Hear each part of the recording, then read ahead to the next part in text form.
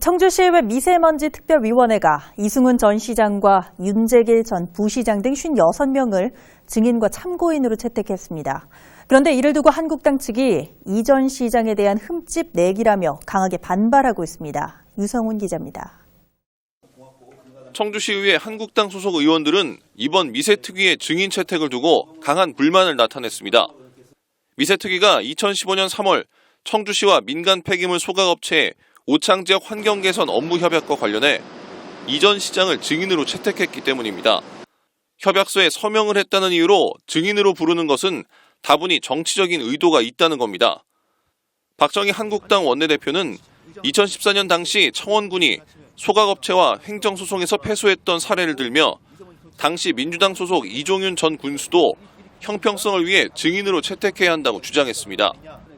또 미리 조사 후 문제점을 파악해야 하는데 무턱대고 증인부터 신청하는 행태는 비효율적이라는 지적도 했습니다.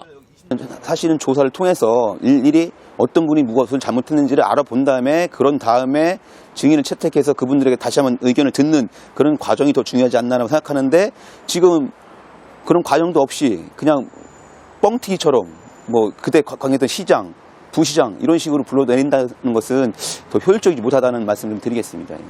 이에 대해 민주당 이영신 의원은 이승훈 전 시장이 출석해 청주청원 통합 초대시장으로서 당시 환경 행정에 대한 설명을 해야 한다고 전했습니다.